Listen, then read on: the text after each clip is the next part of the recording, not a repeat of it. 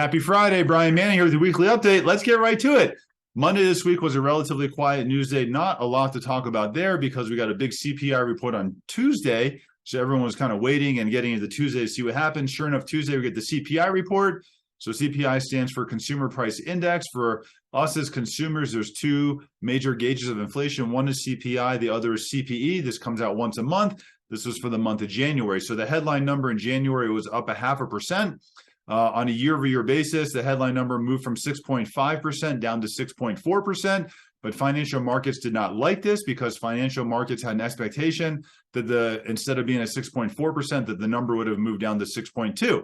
Then we have the core rate. So the core rate strips out volatile items such as food and energy. That was up 0.4% for the month of January. On a year-over-year basis, the core rate moved from 5.7% down to 5.6%. But expectations was that the core rate would move down to 5.5%. So overall, markets were not really thrilled with the CPI report that came out. Really what was hurting us in this report was energy prices and shelter costs. So something I want to show you here is just going to be shelter costs and how this impacts the CPI report. So CPI, 43% of it, of a component in CPI is shelter. What I want to look at here is first at what apartment costs are and what they were. So in January of last year, you had apartment costs going up at a rate of 18%, but now apartment costs have come down and apartment costs are only increasing at a rate of 3.3%. The challenge with CPI is that CPI is lagging data and CPI is looking from shelter costs from a year ago. So right now, the component of the CPI report, if you look at shelter costs, says that shelter costs are going up at a rate of 7.9%. But in reality, they're only going up the rate of 3.3%. So shelter costs, again, 43% of this report are lagging. So, for example, if you look at the shelter costs back in early of 2020 going into COVID, you had shelter costs dropping significantly. But in the component here, you didn't see shelter costs drop until a year later. Then in January 21, you started to see shelter costs skyrocket, but you didn't really start to see this impact until January 22. Then you saw a crest in shelter costs in January or beginning of 22, and now they've come down. So what we're hoping for is that the shelter component hopefully is at an apex right now, and within the next month or two, since this is a 12-month lagging piece of data, that this is going to crest over, and we're going to start to see this come down. When that starts to come down, it's going to be very impactful for CPI, and it's going to be impactful for interest rates. So this is definitely impacting and unfortunately causing rates to be higher right now because of the lagging data here. The other thing I want to show you is just what we have to look out for in the future, keeping an eye on inflation and how this is going to impact interest rates. So every month we get inflation data.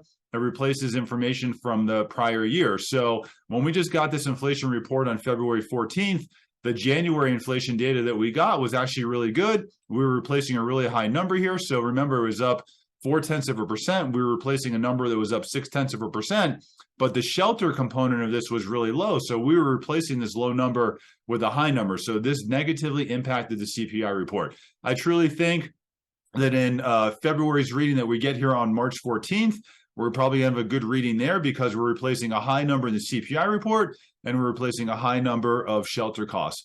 March, I don't know that March is going to work very well in our favor because we're replacing a high number here. I'm sorry, we're replacing a low number here for CPI, but we're finally starting to replace higher numbers again in the shelter component. I really think where we're going to see the difference is starting here May 10th, because starting in May going forward, the numbers that we're replacing are high CPI numbers in inflation, and we're starting to replace high shelter costs. So if we're correct, and we're hopefully starting to see the shelter costs because they lag by a year, crest or apex here and start to come down, then the inflation reports that we start receiving in May going forward should be very beneficial for us and should have certainly a positive impact on interest rates. So that's what we're watching out for, and we have to keep an eye on that. Wednesday this week, we got retail sales. This is for the month of January.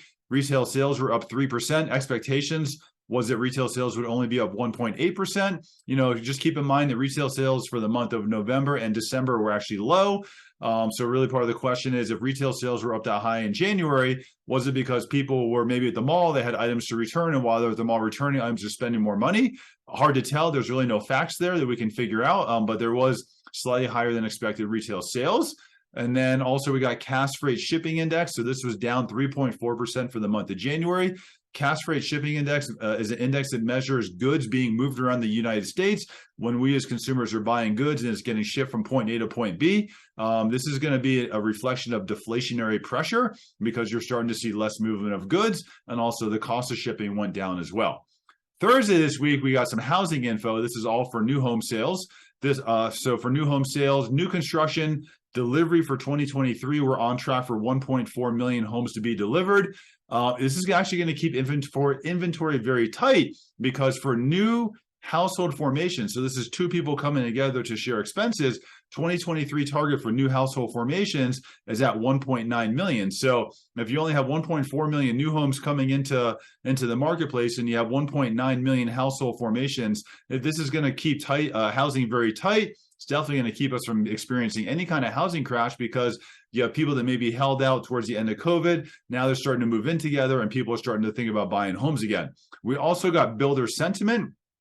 Builder sentiment is a gauge from 0 or 1 to 100. This moved from a gauge of 35 to 42. This was the largest increase in builder sentiment in 10 years. One thing to keep in mind, though, is anything 50 and above is considered expansion. So certainly builders looking at this, we're not at an expansion level yet, but still really great to see builder sentiment and their positive outlook on housing going forward. One more thing I wanted to show you as far as housing, and this kind of plays into the builder sentiment as well, is just vacancies, which I think is really important also. So if you look at vacancy levels in the United States for rentals, we're at really decades low. This little blip right here, I wouldn't say this counts because this is the beginning of COVID and no one was moving here. So vacancies were certainly existing then. But right now we're really approaching and we're at decade low levels of vacancies. So there's not a lot of rental vacancies.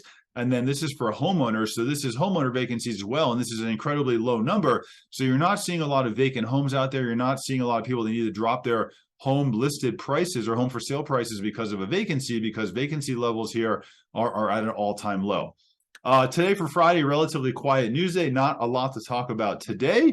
I'm around all weekend. I know it's President's Weekend, but I'll still be working. If you have any questions, give me a call. If you want to go through our pre-approval process, I would love to help you. If you want to go through our fast track pre-commitment process, we're now closing purchase transactions in 10 days. We are starting to see more activity in the marketplace. More realtors that I talk with are seeing multiple offers. So if you want to come in with the strongest offer possible, I can help you compete with cash. Give me a call on my cell phone, shoot me a text. I'd love to help you. Happy Friday. Have a great day.